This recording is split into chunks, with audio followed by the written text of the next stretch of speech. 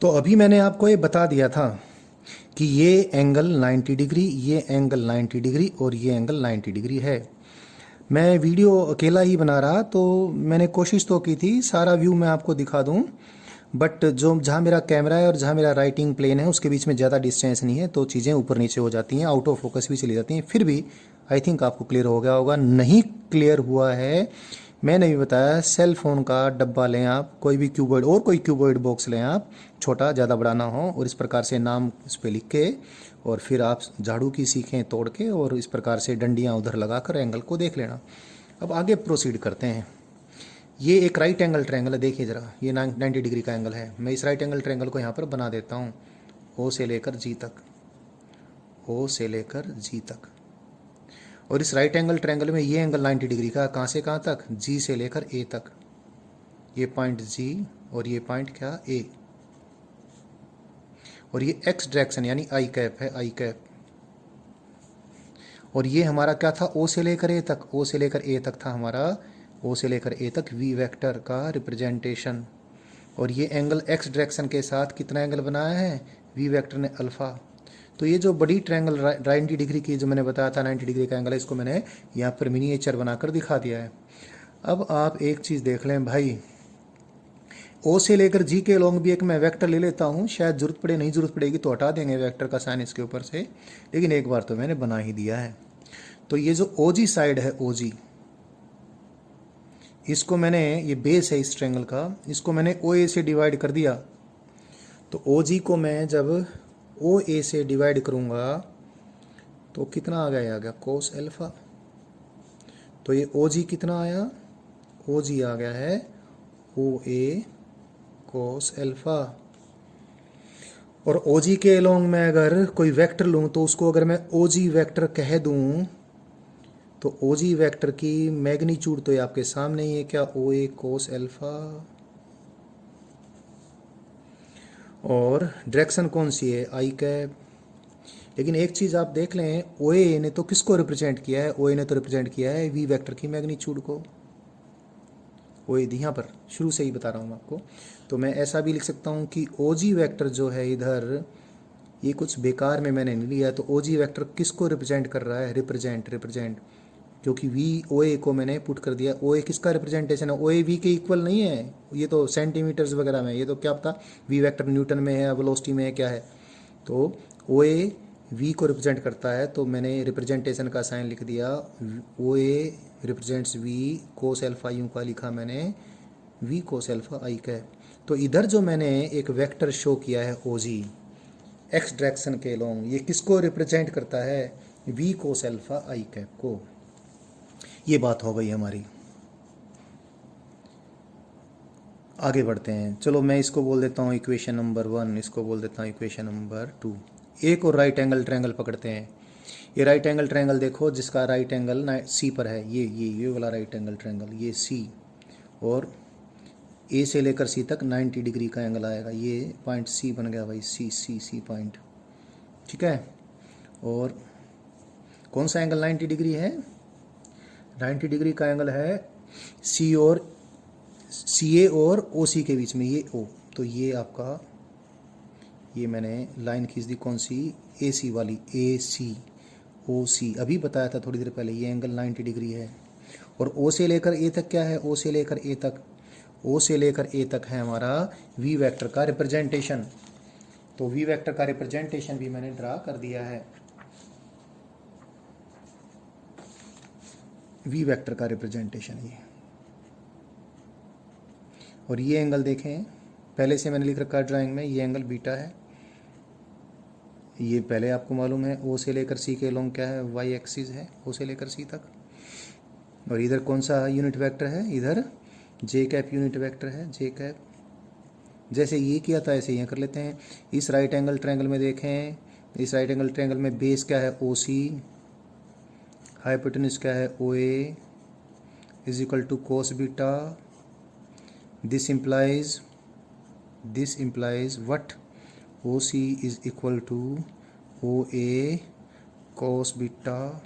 और ओ सी के लॉन्ग कोई मैं वेक्टर ले लूँ, अगर ओ सी के लॉन्ग कोई वेक्टर ले लूँ, देखो ये ले रखा, तो ये वेक्टर क्या हो जाएगा, इस वेक्टर की मैग्नीट्यूड तो ओ ए कोस एल्फा है, cos beta, I am sorry, और डायरेक्शन कौन सी, J cap, but O A represents V की मैग्नीट्यूड, तो इसको वी कोस बीटा लिख दिया मैंने, जे कैप, और सॉरी आई एम सॉरी, ये जे कैप यहाँ लगाना है।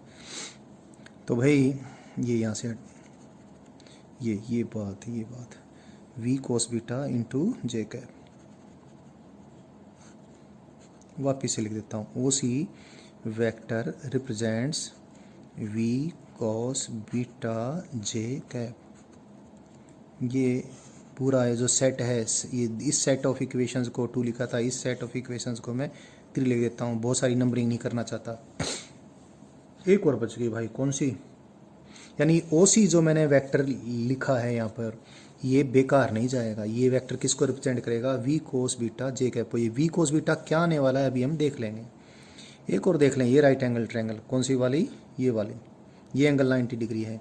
तो ओ से लेकर मैं ई तक एक लाइन खींचूँ, ओ से लेकर ई तक, और ओ से लेकर ई तक वाली जो लाइन है वो किधर है, जेड डायरेक्शन में है, और इधर यूनिट वेक्टर कौन सा है, के कैप है। ये पॉइंट सपोज ई है, ई। अब एंगल 90 डिग्री का क्या, उसके हिसाब से चलें। एंगल 90 डिग्री है कहाँ से कहाँ तक के बीच में, ई से लेकर ए और ई से लेकर ओ, ई से लेकर ओ तो ये हो ही गया, और ई से लेकर ए तक मैं और ड्रा कर दूं एक लाइन। तो ये जो ओ ए एरो आ गया, जो कि क्या, किसका रिप्रेजेंटेशन है, हमारे वी वेक्टर का रिप्रेजेंटेशन है। ये एंगल ऑलरेडी देखो, ये जो है ये ऑरेंज कलर का एंगल है, ये क्या गामा एंगल है। दोबारा ये 90 डिग्री का एंगल है। इस राइट एंगल ट्रायंगल में भी आप देख लीजिए, इस राइट एंगल ट्रायंगल का बेस जो कि क्या है, ओ ई, इसको डिवाइड कर दिया हाइपोटेन्यूज से, जो कि क्या है, ओ ए। ये कितना आ गया, ये आ गया कोस गामा। तो ओ ई कितना आ गया, ओ ई आ गया O A cos gamma. Again O E vector कितना आ गया, O E vector is O A cos gamma K cap. और यदि मैं इस ओ ए को रिप्लेस कर दूं किससे, ये जिसको रिप्रेजेंट करता है वी को, तो O E vector will represent what, it will represent V cos gamma, और डायरेक्शन कौन सी, के कैप। इस सेट ऑफ इक्वेशंस को मैं इक्वेशन नंबर 4 कह देता हूँ। कोई एक सिंगल नहीं है, बहुत सारी हैं, अलग अलग नाम करने की कोई ज़रूरत नहीं है। तो इतना काम मैंने कर लिया, ये ज्योमेट्री भी आपको, ड्राइंग भी आपको समझ में आ गई होगी। अब देखो हमारे पास कुछ खास नहीं बचा है, थोड़ा सा काम बचता है, अभी हो जाएगा। देखें पहले तो अभी एक मेरे पास एक रेक्टेंगल हमेशा एक पैरेललोग्राम तो होता ही होता है। एक नीचे वाला ये आप रेक्टेंगल को देख लें इस ड्राइंग में, जिसको मैंने ब्लैक डॉट्स के ज़रिए शेडिंग जिसकी कर दी है, ये आपको दिख गया होगा। कौन सा पैरेललोग्राम है, ओ जी एफ ई। इस पैरेललोग्राम में ओ एफ इसका डायगोनल है, रेक्टेंगल है ये, वैसे रेक्टेंगल भी तो एक पैरेललोग्राम ही होता है। तो ये इसका डायगोनल है, इस डायगोनल के अलोंग एक कोई वेक्टर है ओ एफ वेक्टर, और उसमें इस पैरेललोग्राम में एक साइड है ओ जी वेक्टर और एक साइड है ओ ई वेक्टर। तो parallelogram law of vector addition के अनुसार, parallelogram law of vector addition के अनुसार O G vector plus O E vector this is equal to O G vector plus O E vector, this is equal to O F vector. I think ये कोई खास बात नहीं है। अब मैंने अगली चीज़ और बता दूं, इस मैंने एक पैरेललोग्राम और आपको दिखा रखा है, ऑलरेडी शेडिंग कर रखी थी, और अच्छे से शेडिंग कर देता हूँ। ये खड़ा हुआ रेक्टेंगल देखें आप, ये खड़ा हुआ पैरेललोग्राम जिसको मैंने ऑरेंज शेडिंग कर दी है, देखो दिख गया आपको शायद। कौन सा पैरेललोग्राम, ओ एफ ए सी। इस पैरेललोग्राम में डायगोनल है ओ ए, एक साइड है ओ सी और एक साइड है ओ एफ। तो फिर क्या लिखूं, फिर parallelogram law of vector addition लिखूं, क्या, ओ एफ वेक्टर,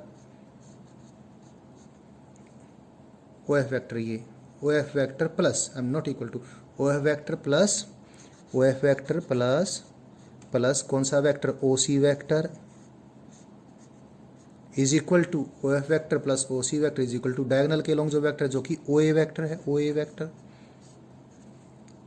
और ओ एफ की वैल्यू निकाल के इसमें पुट कर दूं तो क्या आ जाएगा बच्चों, ये आ जाएगा, अब ओ एफ की वैल्यू इसमें पुट करूँ तो आ जाएगा O G vector plus O C vector plus O C vector is equal to O A vector. अभी हाथ उठा लेता हूँ मैं डायग्राम से, ये आपके पास डायग्राम है, यानी O G vector plus O E vector plus O C vector is equal to O A vector. इसको मैं, इस चीज़ को मैं ऐसा लिख दूँ, यहाँ लिख देता हूँ, जिससे मैं इस डायग्राम को ऊपर कर देता हूँ, कर दूँगा। फिर इसको मैं रीराइट करता हूँ यहाँ पे, ये जो चीज़ है O G vector plus O C vector, किसी को पहले लिख दें किसी को बाद में लिख दें, कोई फ़र्क नहीं पड़ता। वेक्टर एडिशन में कल एक दो कुछ एक वीडियो पहले बताया था मैंने, O G vector plus O C vector plus O E vector is equal to O A vector. ये चीज़ मैंने अभी बताई थी, कैसे बताई थी, इस डायग्राम को यूज़ करके। अब देखते हैं कौन किसको रिप्रेजेंट करता है। हमारे पास सारा कुछ है पीछे। पहले तो देखें ओ ए वैक्टर किसको रिप्रेजेंट करता है, ये रहा देखो, ओ ए वैक्टर किसको रिप्रेजेंट करता है, वी वैक्टर को। सब वेक्टर्स जो जो जिसको रिप्रेजेंट करता है उनको उससे ही रिप्लेस कर दूं तो ये इक्वलिटी का साइन बना रहेगा। ये पेज को मैं पलट देता हूँ, ये देखो ज़रा, अभी हमने डेरिवेशन किया था सारा है। ओ जी वैक्टर आपको दिखाई दे रहा होगा, ये रहा O G vector. O G vector किसको रिप्रेजेंट करता है, V cos alpha I cap को। ओ सी वैक्टर किसको रिप्रेजेंट करता है, O C vector, O C vector represent करता है V cos beta J cap को। और ओ ई वैक्टर किसको रिप्रेजेंट करता है, आपके सामने है, क्या है, यह है V cos gamma K cap को। तो ये तो एक एक्स डायरेक्शन में वेक्टर है, ये वाई डायरेक्शन में वेक्टर है, ये जेड डायरेक्शन में वेक्टर है। तीनों वेक्टरों को जोड़ने से वी वेक्टर आ जाता है। तो इसका मतलब ये क्या हुआ, वी वेक्टर का एक्स कंपोनेंट, ये वी वेक्टर का वाई कंपोनेंट, ये वेक्टर का जेड कंपोनेंट। यानी एक्स डायरेक्शन में जो कंपोनेंट तो उसको वी एक्स बोलते हैं डायरेक्शन के लिए आई कैप, वाई डायरेक्शन में कंपोनेंट उसका वी वाई बोलते हैं डायरेक्शन के लिए जे कैप, जेड डायरेक्शन में जो कंपोनेंट तो उसका वी जेड बोलते हैं और डायरेक्शन के लिए के कैप। ये बात से हम शुरुआत किए थे, आपको दिखा दें। हमने कहा था कि एक्स डायरेक्शन में कोई वेक्टर आए उसको वी एक्स एक्स कहेंगे, वाई डायरेक्शन में कोई वेक्टर है उसको वी वाई जे कैप कहेंगे, जेड डायरेक्शन में कोई वेक्टर है उसको वी जेड के कैप कहेंगे। अगर ये तीनों बच्चे मिलकर वेक्टर वी बनाते हैं तो इन तीनों बच्चों को क्या कहेंगे, वेक्टर वी के रेक्टेंगुलर कंपोनेंट कहेंगे। अब तीनों बच्चे आपके सामने हाजिर हैं। वी एक्स क्या है देखो जरा, वी एक्स है V cos alpha. V Y क्या है, वी वाई देखें, V Y is V cos beta. और वी जेड क्या है, वी जेड भी चेक कर लें, वी जेड है वी कोस गामा। तो हमने किसी वेक्टर के तीनों रेक्टेंगुलर कंपोनेंट भी निकाल कर दिखा दिए हैं। ये बात जो हमने इतनी मेहनत करके निकाल ली है ये मैंने पहले ही बता दी थी। क्या किसी वेक्टर ने एक्स और वाई और जेड डायरेक्शन के साथ अल्फा बीटा गामा अगर एंगल बना रखे हैं तो जिस भी डायरेक्शन के साथ जितना एंगल बना रखा हो उस एंगल का कोसाइन लें और वेक्टर की मैग्नीट्यूड से मल्टीप्लाई कर दें, उस डायरेक्शन में रेक्टेंगुलर कंपोनेंट आ जाएगा। वी वेक्टर ने एक्स के साथ अल्फा एंगल बनाया तो वी एक्स कितना, V cos alpha. V vector ने वाई के साथ बीटा एंगल बनाया तो वी वाई कितना आ गया, V cos beta. V vector ने जेड के साथ एंगल गामा बनाया था तो वी जेड कितना आ गया, वी कोस गामा। सो ये मैंने कंप्लीट डेरिवेशन से बता दिया है, आपको समझ में आ गया होगा। अब आगे कुछ और काम करते हैं।